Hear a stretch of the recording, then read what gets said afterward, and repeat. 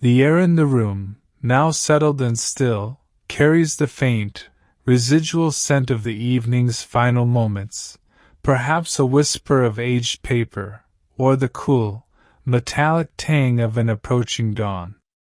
Allow the sounds beyond this space to recede, dissolving into the peripheral hum of the world.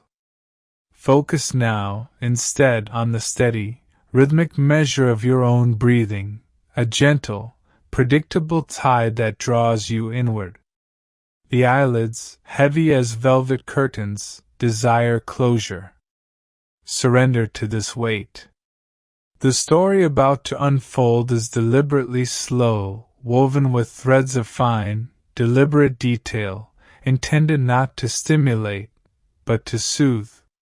Let the excessive length and the tranquil, meandering pace of the prose become a soft current, carrying the weight of your thoughts away, allowing them to drift into the deep, welcoming stillness of the night. Do not chase the narrative. Let it wash over you. The Florentine morning, arriving with a deliberation that suggested timelessness, first announced itself to Jenny Vance not with the abrupt intrusion of harsh light, but with the cool, diffused amber that filtered through the heavy linen curtains of her Via Ghibellina apartment. This particular shade of morning light, specific to the ancient city of Fiorenza, possessed a textural quality, thick and almost palpable, like strained honey poured over dust motes dancing in the air.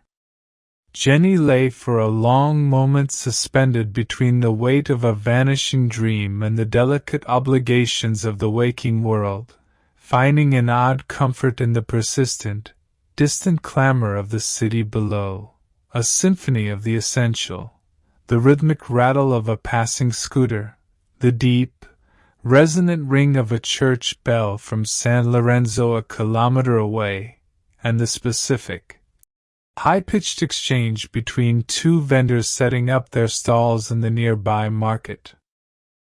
She was a scholar of late Renaissance cartography, a field demanding an almost impossible blend of forensic attention to detail and a sweeping, imaginative grasp of how the known world had been literally redrawn by the minds of men centuries ago. Her work, currently focused on the allegorical borders of a map attributed to Cosimo Rosselli, required a state of mind that was both intensely focused and profoundly meditative, much like the process of falling asleep itself. It was the antithesis of the modern, hurried life, a continuous negotiation with the quiet persistence of history. Slowly, carefully, she pushed back the embroidered duvet, noticing the almost imperceptible resistance of the heavy fabric, the way the ancient cotton held the warmth of the night. Her window overlooked a small, enclosed courtyard, not the grand thoroughfare, ensuring a measure of silence that was precious in this vibrant, often overwhelming metropolis. As she moved to the window, the floorboards beneath her bare feet, dark, polished chestnut, centuries old, offered a cool, firm greeting. She parted the curtains just enough to observe the light's full capture of the terracotta rooftops, noting the minute difference in the shadows now compared to those she had observed at the close of the previous day.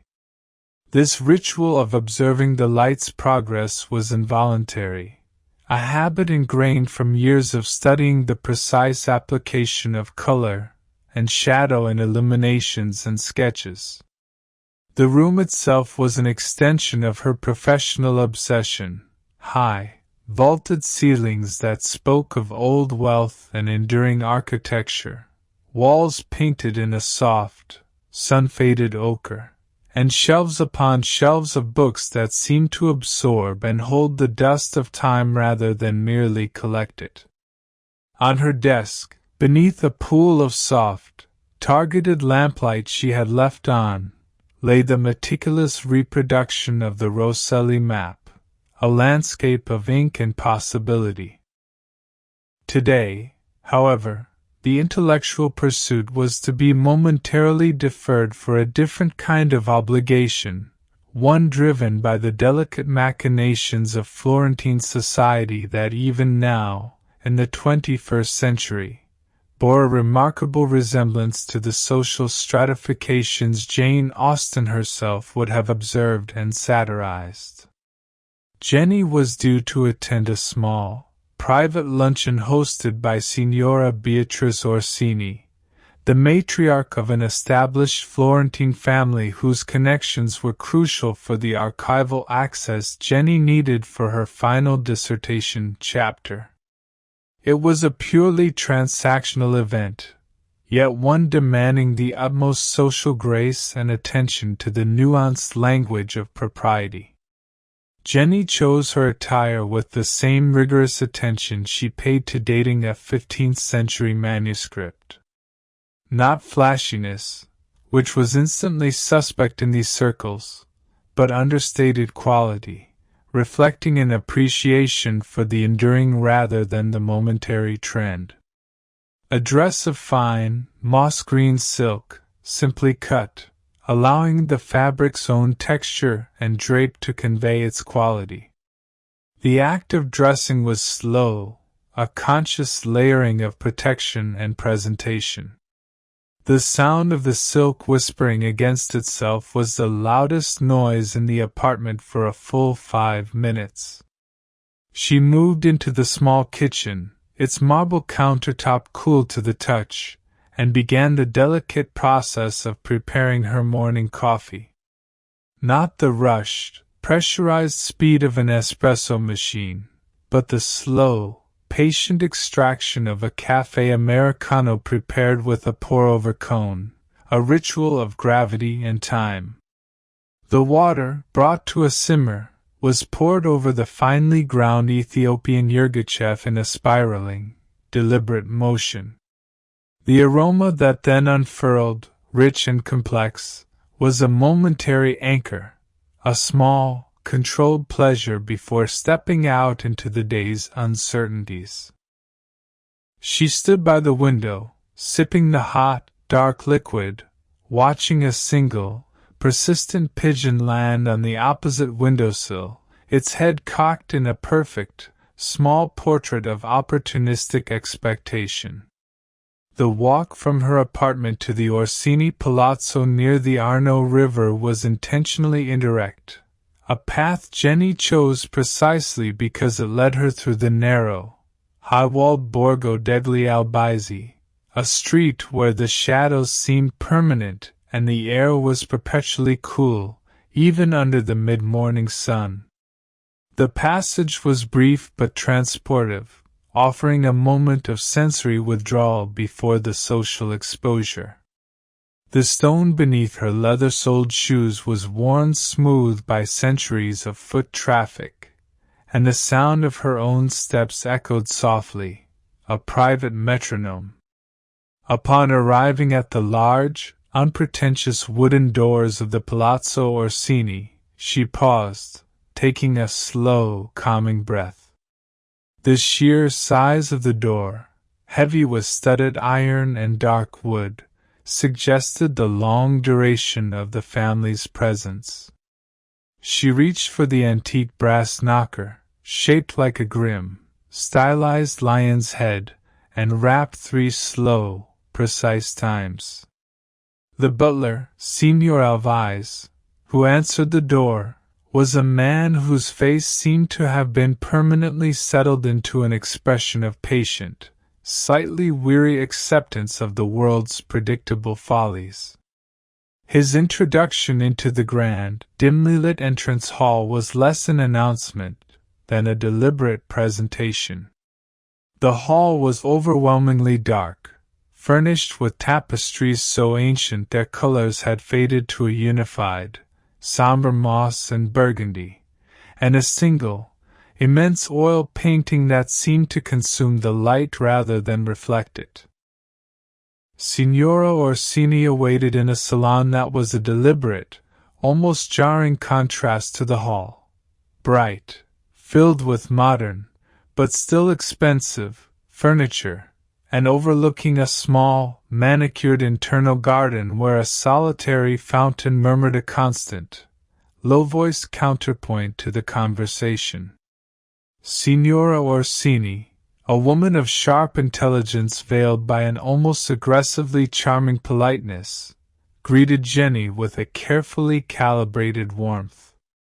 The initial exchanges were predictable, revolving around the weather, the current political climate for the arts, and the inevitable, gently probing questions about Jenny's background and intentions.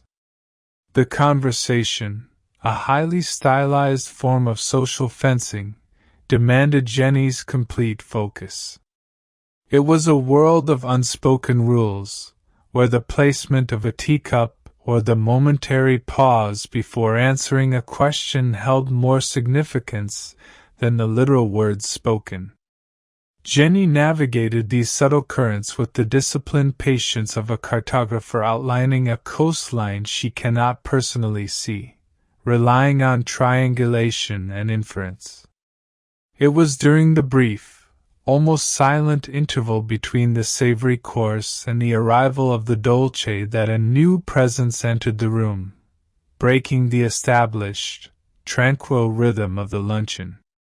Signora Orsini cleared her throat, a small, highly expressive sound that commanded immediate attention. "Jenny, may I present my nephew, Signor Mateo Aldobrandi? Mateo has recently returned from a rather lengthy sojourn in Dublin, of all places, and is now, reluctantly, being reintroduced to the demands of Italian civility."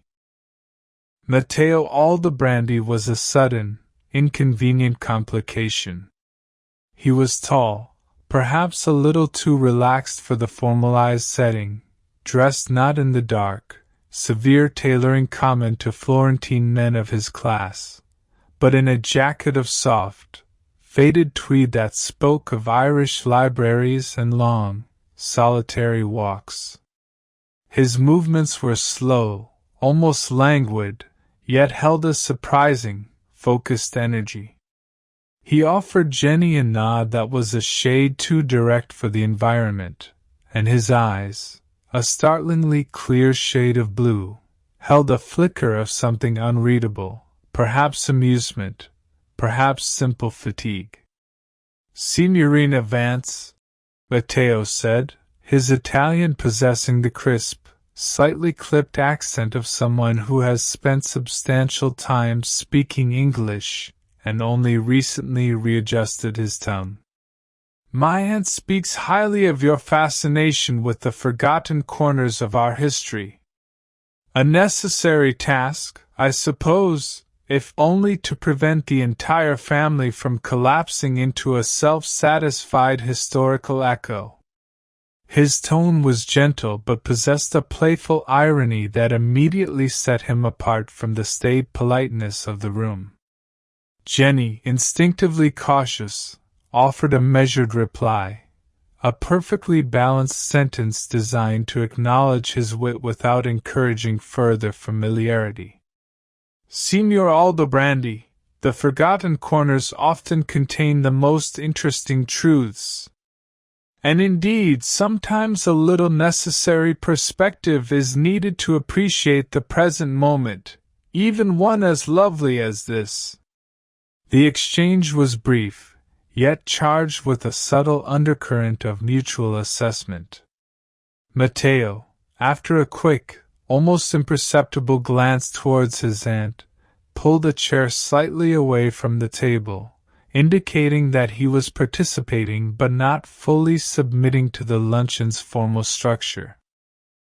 The conversation then drifted, as all conversations in this house eventually did, back to the details of Florentine history, specifically concerning a minor but important banking family that had been rivals to the Orsini in the 16th century. Mateo, surprisingly, offered a sudden, astute observation on the changing tax laws of the era, displaying a knowledge that went far beyond mere familial interest. "The real power shift," he interjected, while his aunt was discussing a long-deceased duchessa, "wasn't the grand maneuverings of armies or marriages.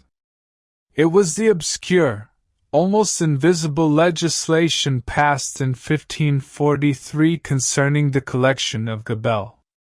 It allowed the rival Strozzi to momentarily gain liquidity that the Orsini simply couldn't access, a perfect example of financial strategy masquerading as bureaucratic necessity."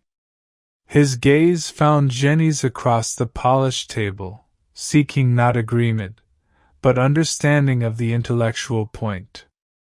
Jenny, suddenly energized by the unexpected intellectual sparring partner, responded with a detail from her own research. "Precisely. And that fluidity, that sudden ability to finance a short-term venture, is mirrored in the way cartographers of the same period began to leave intentional blank spaces in their maps, often masking military or trade routes as unexplored territory to confuse the very rivals you mention. Information control, whether financial or geographic, was the true currency." The interchange lasted less than 2 minutes, yet it felt like a complete, compressed collaboration. Signora Orsini, watching them both with the satisfied air of a chess player whose pieces have moved exactly as predicted, merely smiled thinly. The luncheon concluded with the slow formality typical of such events. Jenny thanked her hostess with the requisite expressions of gratitude, the conversation about archival access remaining pleasantly vague but cautiously optimistic. As she was preparing to depart, gathering her light shawl and leather portfolio, Mateo spoke from the shadowed corner of the grand hall where he had been lingering, pretending to study a portrait of a stern-faced ancestor. "Signorina Vance," he said, moving toward the front door at a pace that suggested he was already halfway out.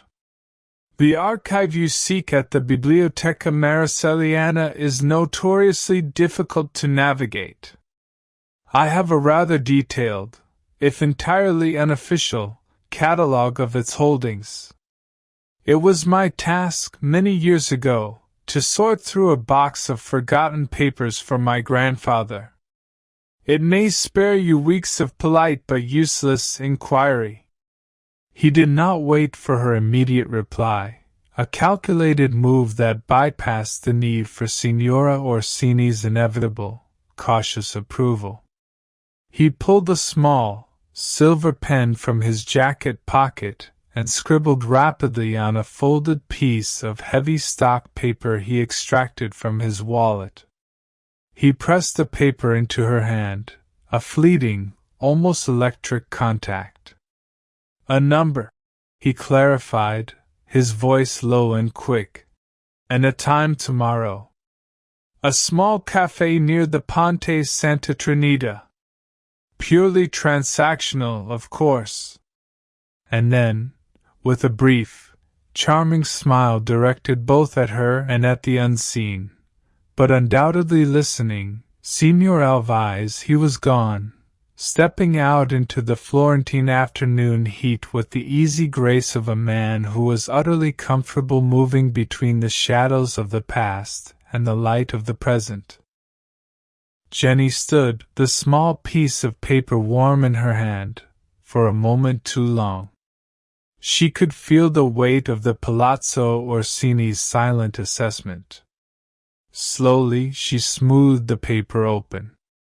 It contained not just a telephone number, written in a surprisingly elegant, precise script, but also the name of a specific place and time, Café della Posta, 11 o'clock.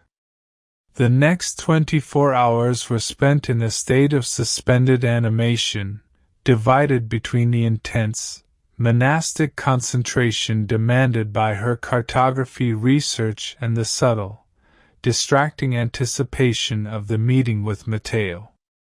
The map of Rosselli lay open on her desk, the allegorical figures along its edges, the personifications of the winds, the stylized sea monsters, seemed to watch her with an added, ironic intelligence.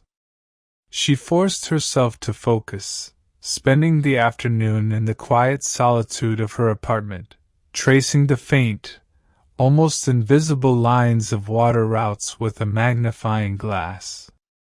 The work demanded a complete suppression of the peripheral, a ruthless filtering of all that was irrelevant to the 16th century perspective. Yet, Mateo's image persisted, an intrusive, bright detail in the otherwise muted canvas of her concentration. It was the unexpected nature of his wit, the ease with which he had pierced the protective veil of social formality, that was the most disruptive. He was a variable she had not charted, an unforeseen island in the meticulously planned sea of her professional life. That evening, the city seemed to offer a commentary on her internal state. A sudden, unseasonable storm rolled in from the Apennines, washing the dust from the cobblestones with a cold, relentless rain. The sound of the rain against her window was a thick, enveloping noise, the perfect auditory backdrop for the slow, introspective rhythm of her evening.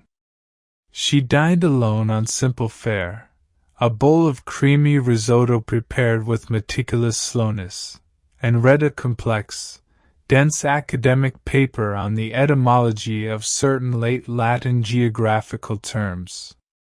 Every action was a deliberate attempt to enforce order and intellectual rigor against the rising tide of distraction.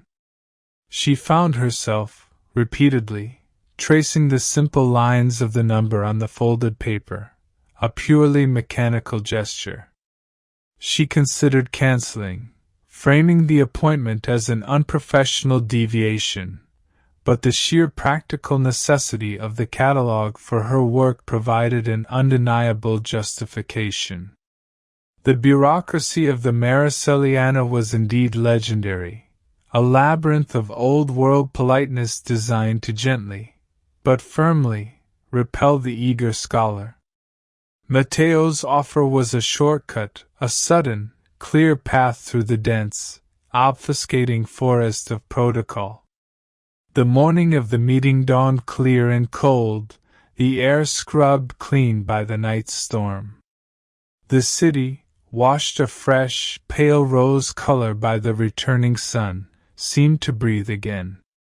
Jenny dressed with the same precision, choosing a heavy, finely woven wool jacket, the color of wet slate. The choice of clothing was a form of self-regulation, understated, serious, emphasizing the professional nature of the engagement. She arrived at the Café della Posta exactly at 10:55 a.m.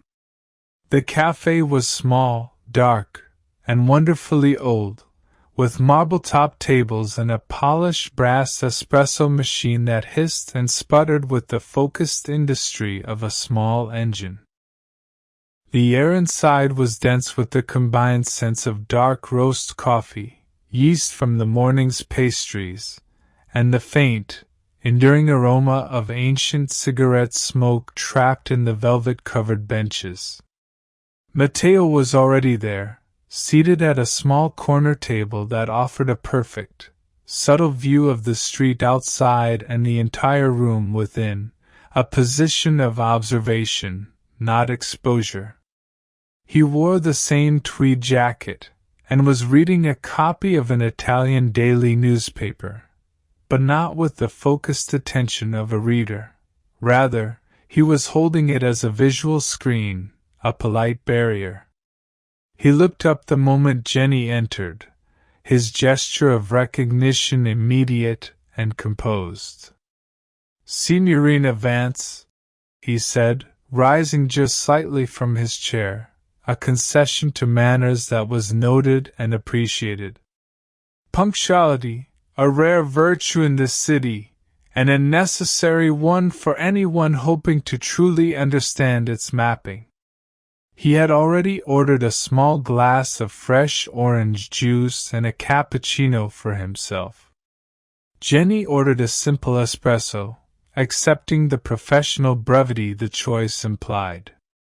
The initial conversation was indeed, as promised, transactional.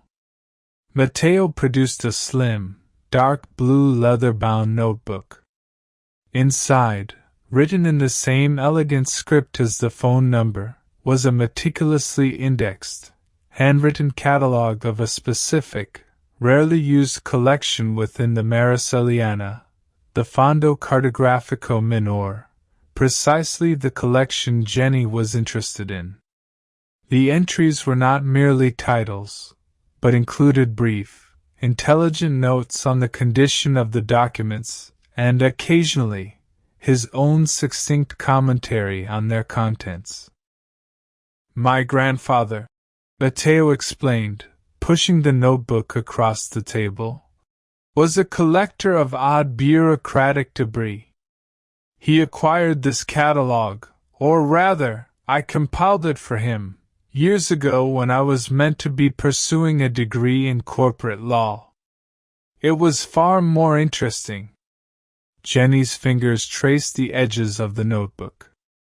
The weight of it, the tangible evidence of someone else's quiet, organized labor, was immensely satisfying. The level of detail was breathtaking, a scholarly windfall. "This is extraordinary, Signor Aldobrandi," she admitted, lifting her eyes from the page. "It would, without exaggeration, save me months of preliminary work. I am genuinely grateful. It requires no gratitude, only discretion," he responded, his blue eyes meeting hers without a trace of the amusement he had shown the day before. "The library guard, Signor Enzo, is a man who values the unspoken agreement that such information does not officially exist. Treat the catalogue as a delicate secret, and you will find Signor Enzo surprisingly accommodating." The business was concluded, the transaction closed. A natural moment for polite farewells and departure. Yet neither of them moved. The silence that fell was not awkward, but rather a quiet, breathing space, filled only by the distant sounds of the cafe, the clink of ceramic, the sustained hiss of the steam wand. It was a silence that invited a deepening of the interaction, a shift from the professional to the personal. Jenny decided to offer a small, neutral observation, a bridge from their professional overlap to something more human. "You mentioned Dublin yesterday," she began, stirring the remnants of the espresso in the small cup. "That is quite a distance from the family interests you seem so acutely aware of." Mateo leaned back slightly, a gesture of relaxation. "Dublin was an escape. Or perhaps, more accurately, an exile.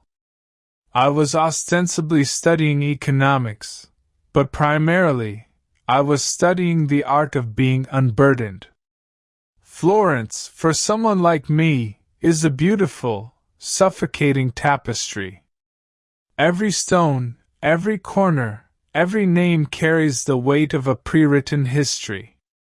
In Dublin, I was simply Mateo, a student with a love for terribly old, slightly damp libraries and an appreciation for a pint that does not involve an aggressive rush." He paused, then smiled, a different, softer smile than the one he used in his aunt's palazzo. "And you, Signorina Vance? Cartography is not a field for the merely curious. It suggests a deep need for order, for the defining of boundaries. What is it you are charting, really? The world, or the edge of your own comprehension of it? His directness was disarming. Jenny found herself offering an answer that was more honest, more reflective than she usually permitted in casual conversation. The need for order, certainly. But also the poetry of the terra incognita, the unknown land. What fascinates me is the moment on the map when the empirical data runs out, and the cartographer must invent to fill the space. They project their own fears and hopes onto the blank space, filling it with mythical beasts and philosophical justifications. My work is charting the moment when reason surrenders to imagination. It's a way of making sense of the world's fundamental uncertainty, by giving it a precise, drawn border. Mateo listened, his blue eyes fixed on her, not with scrutiny, but with an intense, quiet absorption. He nodded slowly as she spoke. An excellent justification for a life spent indoors. He observed, the irony back, but this time gentle, warm. I think you and I share a common fascination with boundaries, only perhaps from different sides. You seek to draw them precisely. I, more often, seek to discreetly ignore them. They talked for over an hour, the conversation meandering like the Arno itself, touching on the oppressive beauty of Florence, the psychological weight of inherited expectation, the particular, quiet melancholy that comes from studying history too closely, and the subtle, crucial differences between a well-made cappuccino and a simple café latte. They discovered a shared appreciation for the late, somewhat neglected works of Machiavelli that dealt less with politics and more with the minor agricultural reform of Val d'Orcia, a shared belief that the most important details are always the ones that appear the most mundane. The café began to fill with the midday rush, the noise level rising from a murmur to a purposeful clamor, signaling the need for departure. Mateo gathered the newspaper and finally, decisively, reached for the check, a gesture that allowed for no argument. The catalog is yours on loan, he stated, his tone firm. But it carries with it a small, unofficial debt. I require consultation. I have been asked by my aunt, a duty I cannot avoid, to assess the condition of an old villa the family owns near Fiesole. It is a property so old it is more historical problem than real estate. I require a historian's eye to separate true historical value from mere familial nostalgia. The historian, of course, must have a deep appreciation for terra incognita, for that is precisely what the villa has become. It was a proposition, not a simple request. A continuation of the engagement, a new map being drawn. Jenny considered the offer. It was a clear, professional opportunity to observe the inner workings of a prominent family's history, information that could provide priceless color and context to her dry academic work. And yet, the underlying personal invitation was unmistakable. I accept the consultation, Signor Aldobrandi, Jenny replied, the words measured. But let us understand the terms clearly. I am assessing historical and cartographical evidence only. The value is not financial, but purely narrative. Narrative, Mateo repeated, his eyes crinkling slightly at the corners. The most valuable currency of all. Then the matter is settled. Tomorrow morning. Early. The air in Fiesole is best appreciated before the city heat rises. The visit to Fiesole was a complete departure from the constrained, antique elegance of Florence. They left the city before the full thrust of the morning traffic, traveling in Mateo's old, slightly battered Lancia, a car that looked comfortably worn and slightly defiant in the face of modern sleekness. The drive up the winding, cypress-lined road was a transition into a landscape of overwhelming, natural beauty, a setting that Jane Austen might have used to allow her characters to momentarily escape the strictures of social confinement.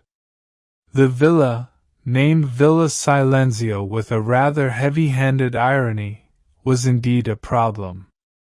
It sat high on a ridge, overlooking the entire sweep of the Florentine Valley, a view that demanded silence and contemplation. The building itself was a sprawling, stone structure, more fortress than residence, built over multiple centuries. Parts of it were almost ruinous, covered in thick, tenacious vines that seemed to hold the stone walls together. "It has not been lived in properly for 60 years," Mateo explained as he fumbled with a massive, rusted key that looked more like a medieval tool than a key.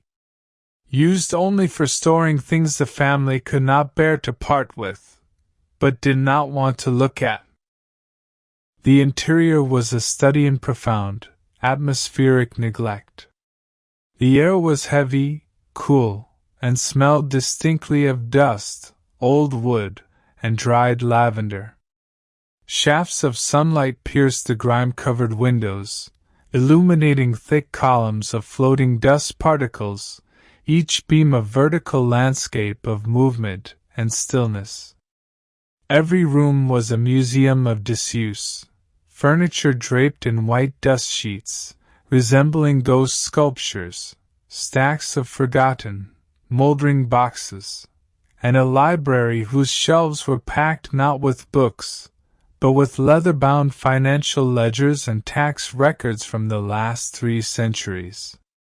Jenny moved through the rooms slowly, with the detached, methodical pace of a true scholar. She was not there to judge the aesthetic value, but to read the building as a document. She noted the original placement of the fireplaces, the subtle shifts in the thickness of the external walls indicating different construction periods, and the surprisingly intact, but faded, fresco in the main salon ceiling. Mateo, meanwhile, observed her observation. He stood silently in the doorways, watching her gloved hands as they gently touched the cool stone of a lintel, or the way her head tilted slightly as she deciphered the faded inscription above a cellar door, a Latin motto, probably, or a date. It was in a small, windowless chamber, tucked away behind the main library, that Jenny found her object of study. The room was clearly a former archive, now abandoned. On the floor, beneath a collapsed stack of wooden crates, was a large, tightly rolled map, protected by a layer of waxed canvas that was cracked and brittle with age. "Mateo," she said, her voice low, edged with the controlled excitement of discovery. "This is important. Very important." Together, with slow, careful movements, they lifted the heavy roll and carried it into the main salon, where the northern light was clearest. The act of unrolling it was tense, a slow unfolding of time itself. The canvas crackled, the dust flew up in a momentary cloud, and then the map lay revealed. It was a detailed, early 17th century survey of the Valdarno region, but what made it remarkable was its purpose. It was not a grand, decorative map, but a land ownership document, a catasto, meticulously detailing the borders, property lines, water rights, and elevations of the surrounding area, all rendered in fine, precise ink. The colors were faded but intact, the pale green of cultivated land, the deeper ochre of fallow ground, and the precise, thin blue lines of the irrigation channels. "Look at this," Jenny breathed, pointing to a small, irregular parcel of land near a creek, marked with a tiny, stylized symbol of a broken wheel. "This detail on the water rights, it's from a period where the official Florentine records are missing. This map, this single document, could fill a significant gap in the legal history of water distribution in the region. It's a genuine historical artifact, a piece of the bureaucratic puzzle that has been lost." Mateo knelt beside her, his long fingers carefully steadying the fragile, curling edge of the parchment. He looked at the lines and symbols, seeing them not as abstract academic data, but as a living record of human effort and dispute, the fight for water, for land, for survival. "A forgotten truth, perfectly preserved," he murmured, looking from the map to her face. "You said you charted the boundaries of uncertainty. Here is certainty, drawn with the meticulous hand of a state bureaucrat, centuries ago. It's beautiful, in a dry, profound way." They spent the next 2 hours completely absorbed in the map, talking in low, intense tones, their heads bent close over the ancient parchment. Jenny interpreted the cartographical language, the archaic symbols and the shifting Latin abbreviations. Mateo offered contextual insight into the specific families and political players involved in the region at the time, referencing things he knew from his deep, ingrained knowledge of family history. The experience was a shared intellectual intimacy, a complete immersion in a single, focused pursuit that temporarily erased the distance between them. The moment of departure came reluctantly. As they drove down the hill, the city of Florence stretched out beneath them, now fully awake and vibrant in the mid-morning sun. The silence in the car was comfortable, the shared experience creating a new, implicit understanding.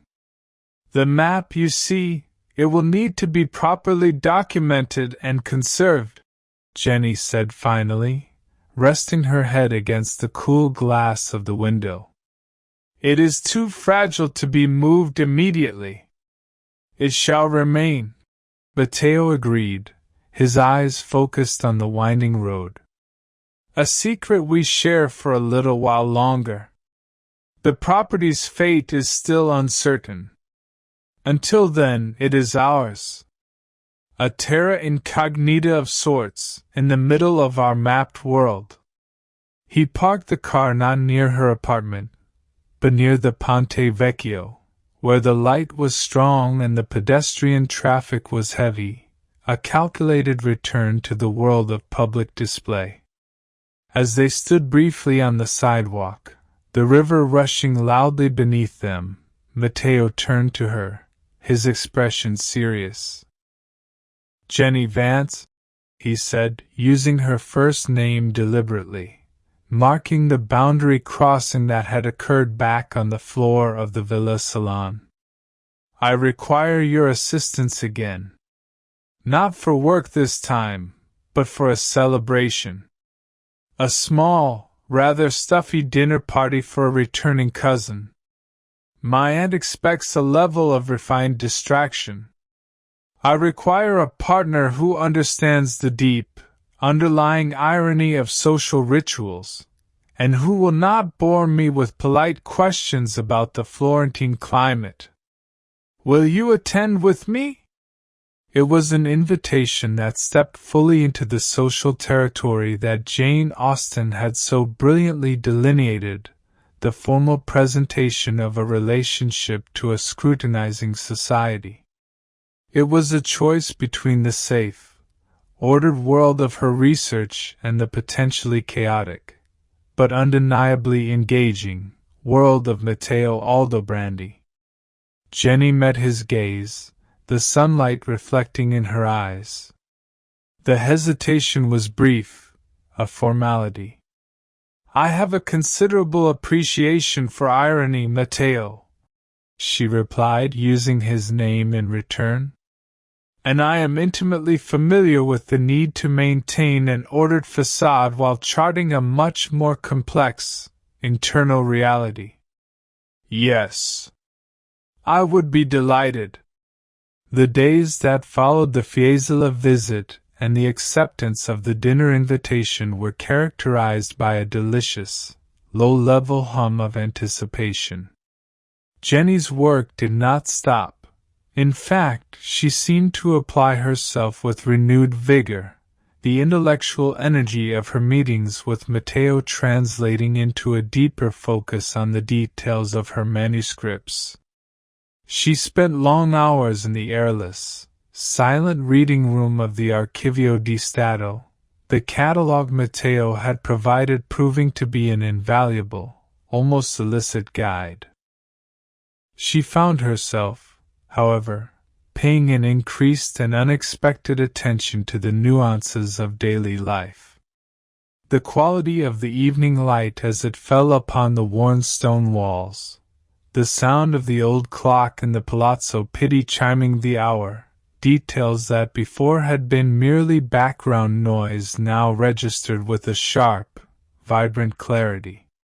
She was, in essence, mapping a new internal landscape, the terra nova of her own emerging feelings, which, like any new territory, required cautious, precise observation. The evening of the dinner arrived with a formal, almost theatrical weight. The Aldobrandi family's main residence, a magnificent, imposing structure near the Piazza della Signoria, was a monument to old money and carefully maintained prestige. It was a palace designed to overawe, to remind every visitor of the sheer duration and unwavering solidity of the family's lineage. Jenny arrived with Mateo. She wore a simple, yet stunningly cut dress of deep sapphire blue, a color that contrasted sharply with the warm, rich tones of the palazzo's ancient marble and dark wood paneling. The dress was severe yet elegant, a reflection of her personality, structured but possessing an undeniable, subtle beauty. The dinner itself was precisely the kind of event Mateo had predicted, formal, slightly stuffy, and intensely focused on the performance of social hierarchy. The table, set with ancient silver and fragile, hand-painted porcelain, was a battlefield of carefully chosen words and subtly delivered judgments. The guests were a mix of old family friends, powerful financial figures, and a few minor aristocrats who carried their titles with a resigned sense of obligation.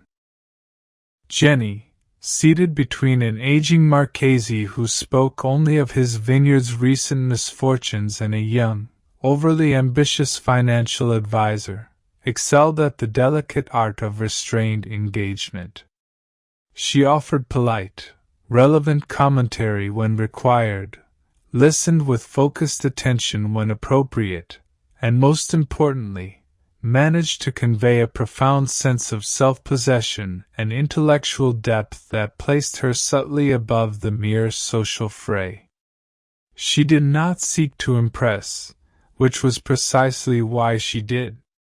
Across the massive dining table, Mateo watched her. He was engaged in an intricate conversation with his aunt, Signora Orsini, about the delicate matter of some inherited stock holdings, but his attention was constantly, effortlessly drawn back to Jenny. He saw the way her dark hair caught the light of the massive, central chandelier, the way her hand moved when she made a precise point, and the quiet, contained smile she offered when a particularly absurd social pronouncement was made. He was witnessing her navigate his world, not as an outsider, but as a skilled cartographer who understood the underlying structural forces that shaped its superficial appearance. During the prolonged intermission before the final course, Jenny escaped to a small, enclosed balcony overlooking the central courtyard. The night air was cool, scented with the bitter, sharp fragrance of night-blooming jasmine that was trained along the stone balustrade. It was a moment of necessary solitude, a brief respite from the relentless performance of civility. Mateo found her there, leaning against the cold stone railing, looking down into the deep, breathing darkness of the courtyard below. "You are performing admirably, Signorina Vance," he said softly, stepping up beside her. "You have managed to engage the Marchese on the historical precedents for tax evasion in the 18th century, and you have, I believe, thoroughly intimidated young Riccardo with your knowledge of obscure land use rights. They are all slightly confused, and therefore, entirely respectful." Jenny laughed, a quiet, low sound that broke the tension of the evening. "It is merely the application of the proper methodology. Society, like a map, is simply a complex set of symbols and implied boundaries. Once you understand the legend, you can navigate it with perfect ease." "And the personal territory?" Mateo asked, the question delivered softly, but with a directness that cut through the social pretense. "Is that as easily navigated?" Jenny turned from the railing to face him fully. The light spilling from the salon behind them outlined his features, leaving his eyes in deep, mesmerizing shadow. The air between them was suddenly thick with the unstated, the tension of two individuals who had been circling each other with intellectual curiosity, now arriving at the heart of the matter. "I am not in the habit of charting what is uncertain," Jenny admitted, her voice equally low. "My training is in evidence, in fact. And yet this feels like terra incognita. A territory I had not planned for, but one that is demanding my entire attention." Mateo took a slow step closer, the distance between them now minimal, defined only by the careful choice not to touch. He reached out and gently, deliberately, tucked a stray strand of her hair behind her ear, a simple, nonverbal gesture that contained a world of intent. "Then let us agree to explore it together, without the required map," he said, his voice a low, resonant murmur, the sound of a confession and a promise combined. "Let us accept the uncertainty, Jenny. It is, after all, where the most interesting discoveries are always found." The unspoken weight of the moment, the profound intimacy of the quiet agreement they had just reached, was heavier and more significant than any dramatic declaration. It was an Austinian moment, the slow, deliberate turning of two minds and hearts toward a shared, uncertain future. They stood there for a long time, simply breathing the cool air and the scent of jasmine, allowing the quiet intensity of their connection to override the demands of the society that hummed faintly in the rooms behind them. The formal conclusion of the evening was a gentle, slow dissipation of the gathering, a collective sigh of relief as the required duties were completed. Mateo drove Jenny back to her Via Ghibellina apartment, the narrow streets of Florence deserted and quiet in the late hour. The city at night possessed a different gravity, a stillness that allowed the stones to speak their centuries of history without the noisy interruption of the day. He did not walk her to the door immediately. Instead, he pulled the lancha to a stop beneath a centuries-old, massive stone archway that provided a deep pocket of shadow and silence. The sound of the engine turning off was a decisive, final cut in the fabric of the night. "I am entirely unsuited for that kind of formality," Mateo admitted, turning to face her, the shadow softening the sharp lines of his face. "My capacity for polite fiction is quickly exhausted." "I am aware," Jenny replied, smiling softly. "It is one of your more compelling qualities. That and your almost encyclopedic knowledge of minor 16th century tax codes." The atmosphere in the small car was intensely intimate, the shared history of the last 2 weeks culminating in this quiet, solitary moment. Jenny felt a profound sense of peace in his presence, a feeling of coming home to a landscape she had been unconsciously seeking. Mateo reached for her hand, his fingers tracing the fine bones of her wrist beneath the cuff of her dress, a gesture that was both possessive and infinitely tender. "Jenny," he began, his voice dropping to a near whisper, "I have no interest in making a public declaration or a theatrical proposal. That is the realm of cheap narrative. But I must be clear. What is happening between us, this connection over obscure maps and shared disdain for unnecessary elegance, is not a mere distraction from my duties here. It is, I think, the most authentic thing I have found since my return. I want to continue this exploration, this charting of our mutual territory, with all the seriousness and attention to detail that we both usually reserve for our most complex academic endeavors." Jenny's own hand instinctively tightened around his. The physical contact was a profound affirmation of the emotional connection, a grounding in the reality of the present moment. "I accept the terms of the engagement, Mateo," she said, her voice steady, "with the full understanding that the project will be complex, open-ended, and utterly resistant to the easy closure of a simple, satisfying narrative arc." He moved closer, his breath warm against her cheek. The kiss was slow, deliberate, and entirely lacking in haste. It was not a sudden burst of passion, but a long, slow drawing in of the other, a merging of two minds that had found their twin in the quiet spaces of a very old city. It was the kiss of two individuals who had finally agreed on the central premise of their shared future.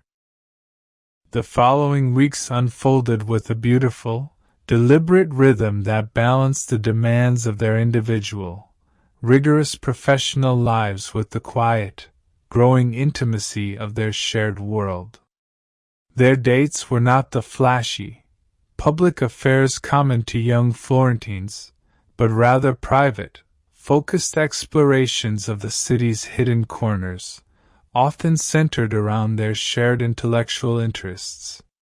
They spent an entire, chilly afternoon in the dusty, silent repository of the Opificio del Pietre, the institute dedicated to the restoration of semi-precious stone mosaics, talking for hours about the lost art of color application in the age of Medici, the conversation meandering from the politics of patronage to the chemical composition of obscure ancient dyes.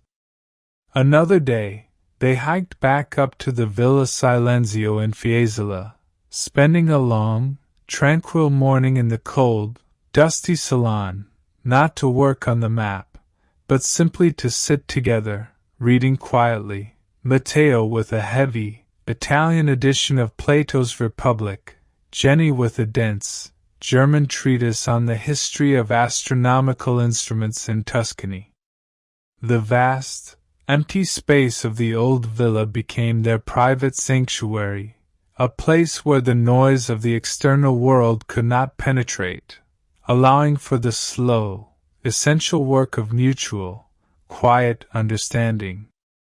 They developed a sophisticated, subtle language of nonverbal communication, a series of glances, small gestures, and shared, ironic smiles that allowed them to comment on the absurdities of the world without disrupting the surface of social interaction.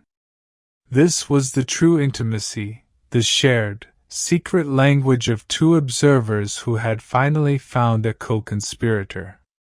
One evening, after a particularly productive day in the archives, they stood on the Ponte Santa Trinita, watching the full moon rise over the Arno. The river flowed beneath them, a dark, reflective mirror for the pale, luminous sphere above. "The work is progressing, Jenny," Mateo observed, his hand resting lightly on the small of her back. "The Marcelliana has officially granted you access, thanks, I believe, to a perfectly worded, highly bureaucratic letter of introduction you drafted, combined with a timely and discreet conversation I had with my aunt's personal lawyer, who happens to be a keyboard member. The map of your academic future is now considerably clearer. The boundaries are established," Jenny agreed, tilting her head back to look at the moon. "But the territory beyond the official lines is proving to be the most interesting. I am discovering that my need for perfect order, my desire to map everything, is perhaps merely a protective fiction. All maps are fictions, to some extent," Mateo replied, turning to her, the moonlight highlighting the intensity in his eyes. "They are selective truths, drawn from a specific vantage point at a specific moment in time. But what of the map of us? What are the key features you are charting there?" Jenny considered the question with the scholarly seriousness it deserved. She looked out at the city, the beautiful, complex, unchanging city, and then back at the man beside her. "The terrain is stable," she said finally, her voice clear and measured. "It is built on the hard, unyielding stone of honesty and shared intellectual rigor. There are no sudden, unexpected chasms, only slow, deliberate inclines. The climate is temperate, occasionally cool, but always clear. It is a landscape that encourages long-term, sustained habitation." Mateo took her hand, interlacing his fingers with hers, a deliberate, heavy, reassuring connection. "Then the immediate objective is to officially settle the borders," he stated, bringing her hand to his lips and pressing a soft, lingering kiss to her knuckles. "And to agree to the terms of a joint venture that will last until the borders of the known world are completely and irrevocably exhausted." The future, like the night stretching out before them, was vast, filled with unknown possibility, but no longer frightening. It was a space to be explored, charted, and built upon, slowly and with profound attention to detail, together. The summer continued its slow, deliberate descent toward autumn, and the relationship between Jenny and Mateo deepened with the quiet, steady persistence of a river carving its course through stone. Their love was not a tempestuous, dramatic affair, but a deliberate, sustained partnership, one founded not on sudden, blinding passion, but on the profound satisfaction of two complex, highly disciplined minds finding perfect, intellectual, and emotional complement in one another. Jenny had finally, after months of intricate, patient negotiation, secured the full access she required at the Archivio di Stato for her core research. Her days were now spent in the cool, immense silence of the reading room, surrounded by the tangible evidence of centuries of bureaucratic existence. The Rosselli map project was progressing with a satisfying, methodical certainty, each allegorical border and obscure Latin annotation yielding its subtle truth under her patient scrutiny. Mateo, meanwhile, had taken on the delicate, highly political task of navigating his family's complex legal landscape. His work was less about grand, public gestures and more about the quiet, persistent effort required to untangle centuries of inherited legal and financial complications. He moved through the offices of lawyers, accountants, and city officials with the same deliberate, understated grace he employed in the drawing rooms of his aunt's palazzo, a quiet force of methodical intelligence. Their evenings, the shared landscape of their affection, remained private, intimate, and often intellectually charged. They rarely frequented crowded public spaces.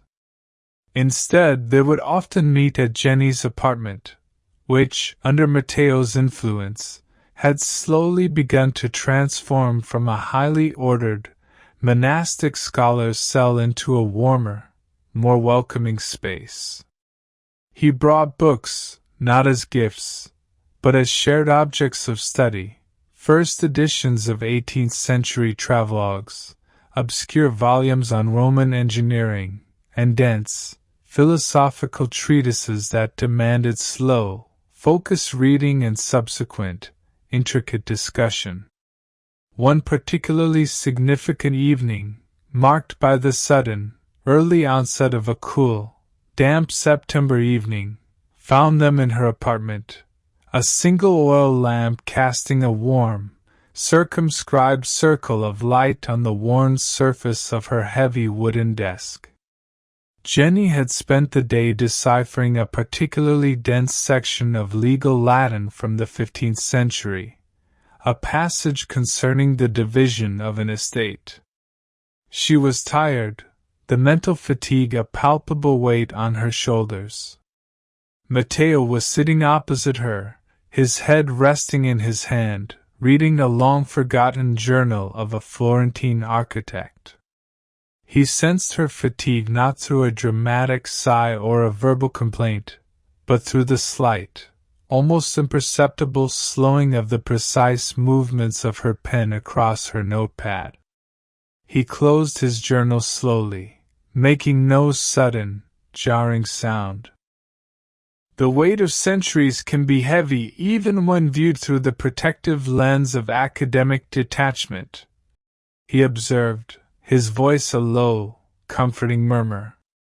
The dead continue to demand a great deal of our time and attention. Jenny looked up, her eyes tired but affectionate. The dead are infinitely more predictable than the living. Their boundaries are set. Their maps are drawn. It is the living who introduce the chaotic variables. Mateo smiled, a gentle, understanding curve of his lips. He rose from his chair, a slow, deliberate movement, and walked around the desk to stand behind her. He placed his hands on her shoulders, his touch firm and warm, a grounding pressure that acknowledged her physical exhaustion. Slowly, with the methodical patience of a craftsman, he began to massage the tension from her neck and shoulders, a silent act of care that needed no words. We must occasionally allow ourselves to step outside the official map, Jenny, he whispered, his voice close to her ear. We must permit the terra incognita of simple rest, of unscheduled moments.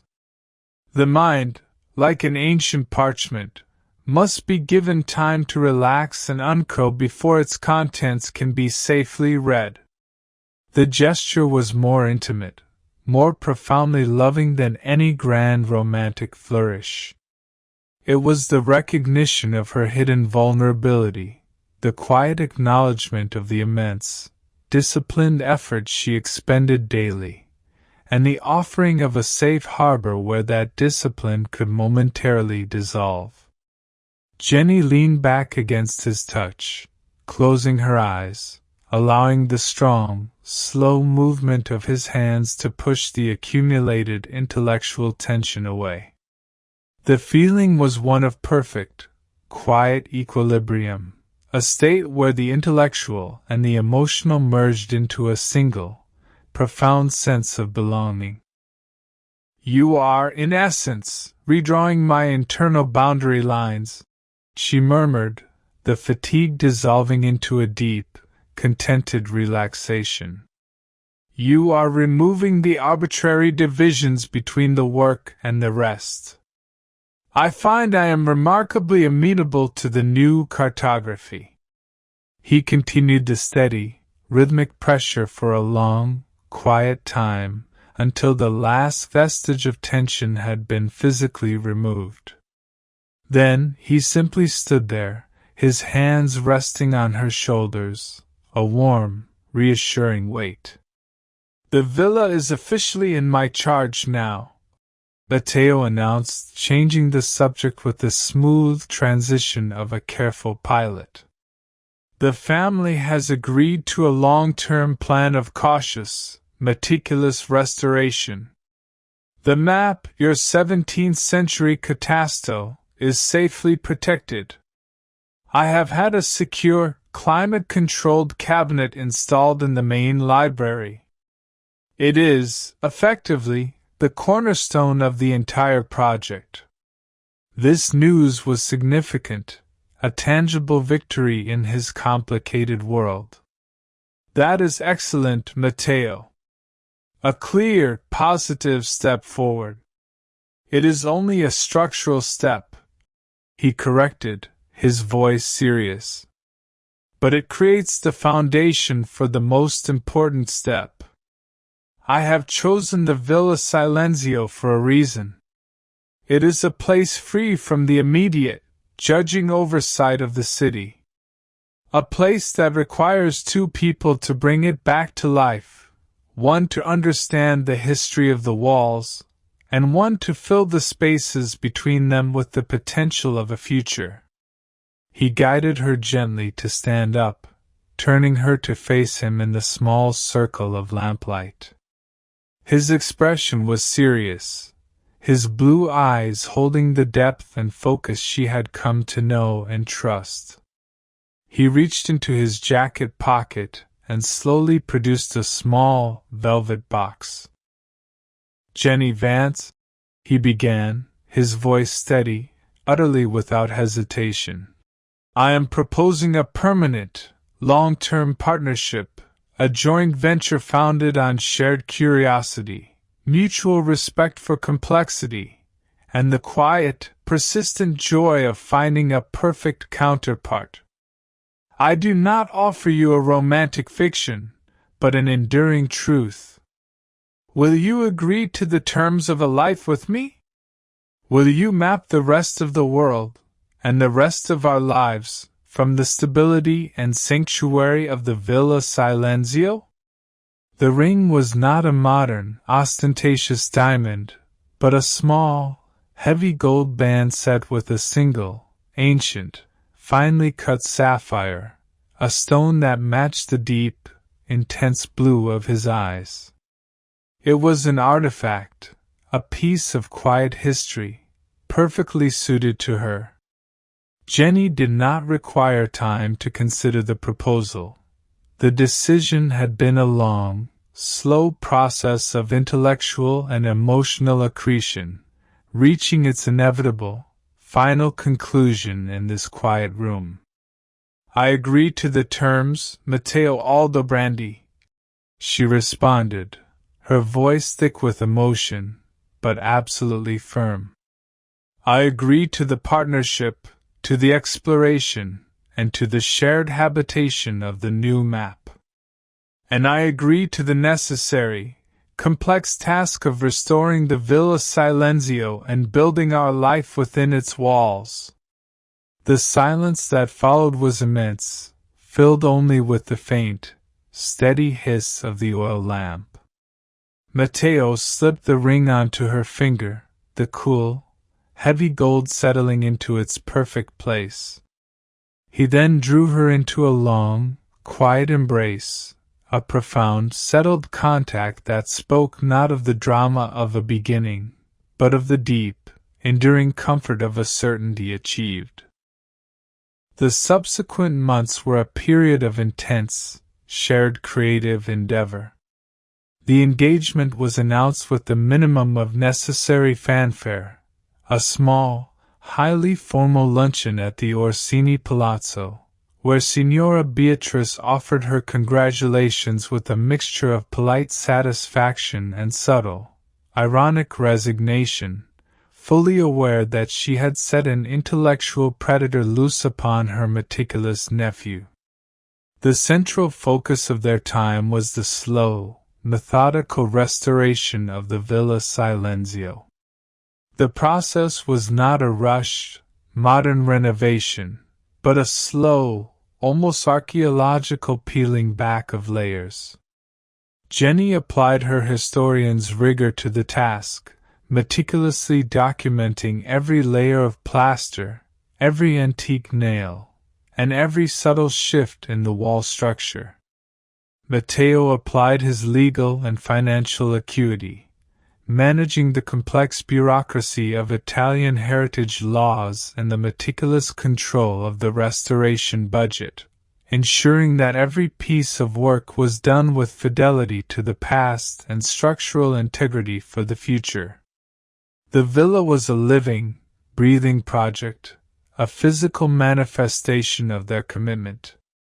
They often spent entire weekends there, dressed in old, comfortable clothes, walking through the immense, dust-filled rooms, discussing the placement of a new window frame, or the precise color of the original fresco. Their conversations during this time were a perfect blend of the practical and the philosophical, from the tensile strength of ancient mortar to the psychological implications of light on space, from the logistics of sourcing original terracotta tiles to the enduring human need for a stable, defined sanctuary. It was during one such weekend, late in the autumn, when the air in Fiesole was crisp and carried the faint, smoky scent of distant wood fires, that they made another significant discovery in the old, cavernous kitchen. The kitchen, with its massive stone hearth and dark, blackened walls, was the oldest part of the structure, dating back perhaps to the 14th century. Jenny was meticulously cleaning a small, arched niche that had been blocked by an ugly, modern stovepipe, when she noticed a subtle inconsistency in the stonework, a small block of masonry that seemed to have been inserted at a later date.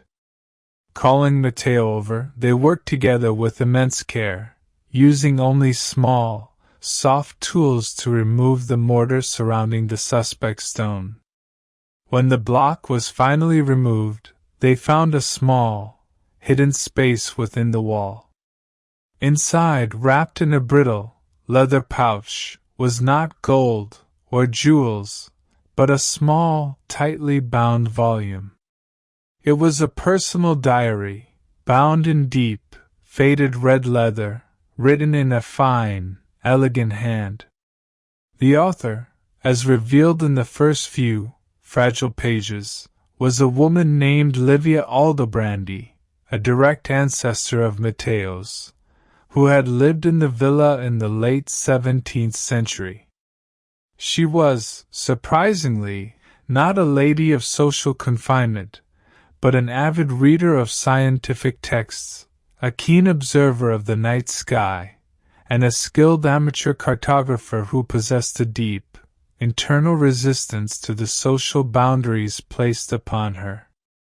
Jenny and Mateo spent the entire evening, seated close together by the small, open fireplace in the newly cleaned library, slowly reading the diary by the light of a single, soft lamp. The words, written in a charming, slightly archaic Italian, offered a window into a mind that mirrored their own. Livia wrote of the tedious nature of the marriage negotiations, the stifling weight of expected obedience, and the profound, exhilarating escape she found in the solitary charting of the local forests, and the naming of the constellations from her high window. One entry, written with a particularly fierce, almost defiant hand, resonated deeply with their own story. It was dated 1684. They believe they have confined me within the established borders of wife and mother, within the measured geometry of this house.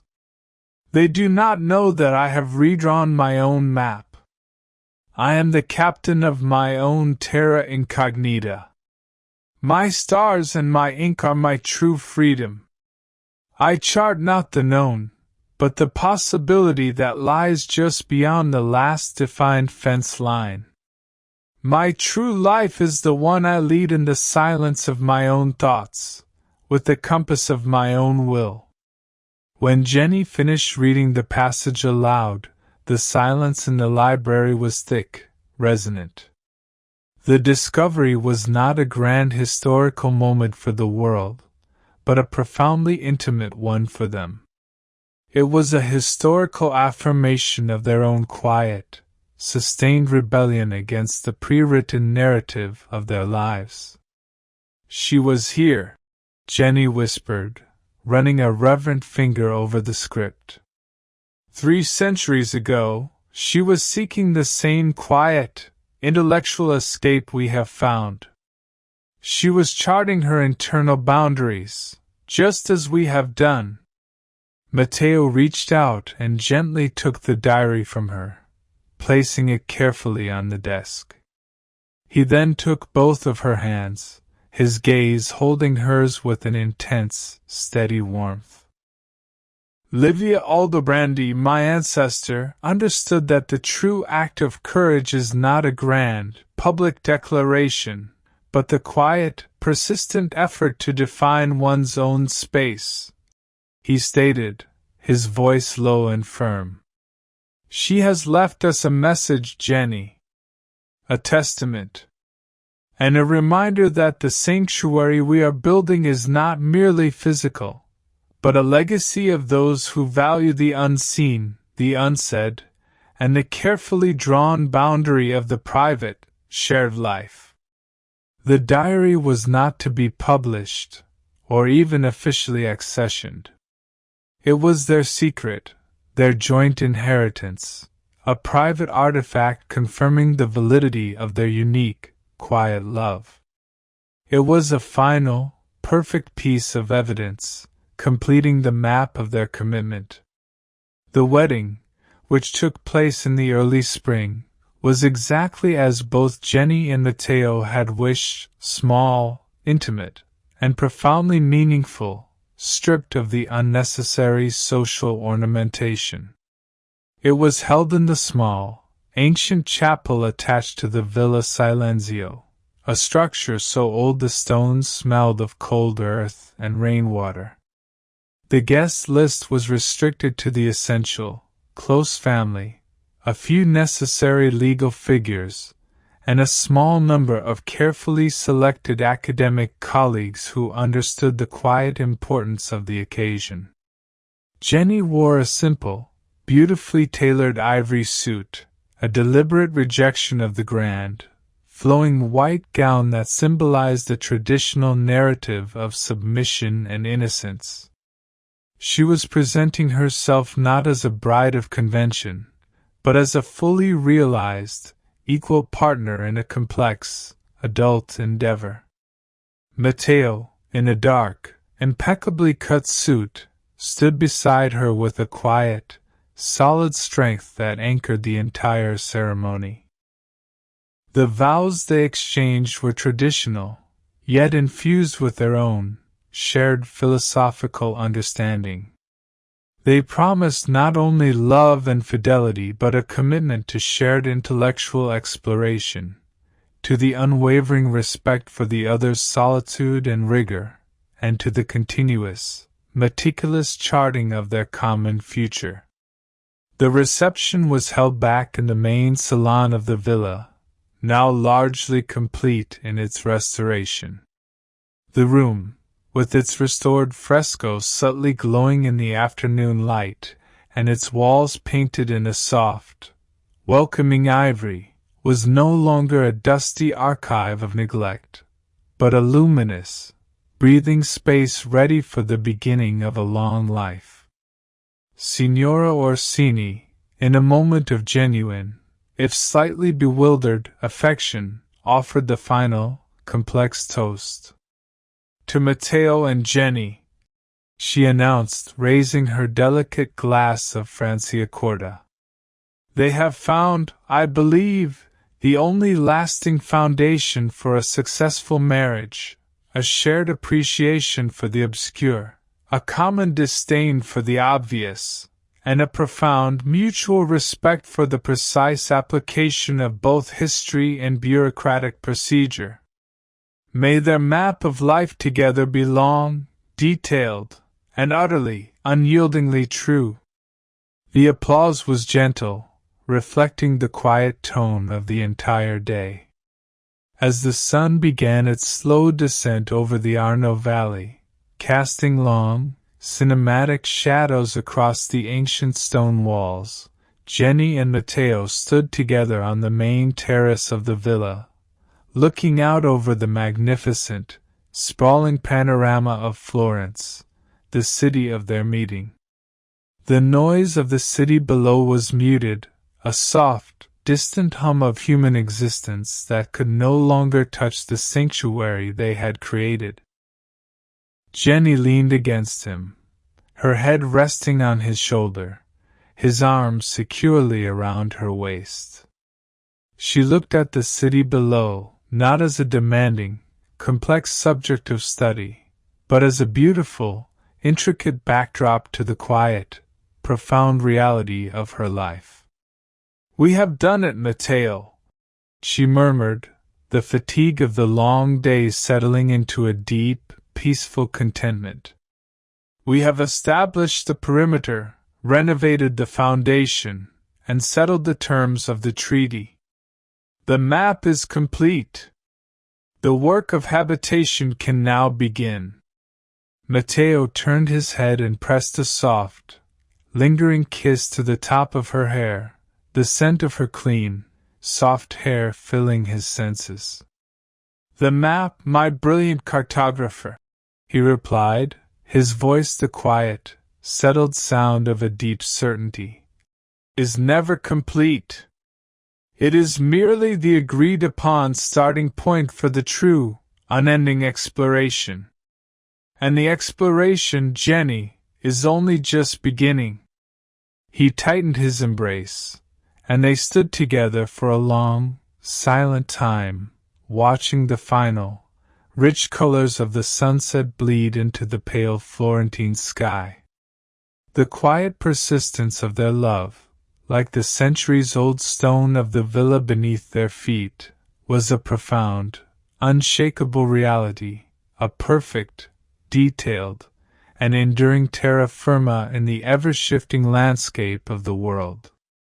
The long, slow pace of their story, built on patience, intellectual communion, and shared meticulousness, had found its inevitable, tranquil resolution, creating a sanctuary of quiet stability against the backdrop of an eternally complex world, a peace so profound it was indistinguishable from the gentle, deep call of sleep.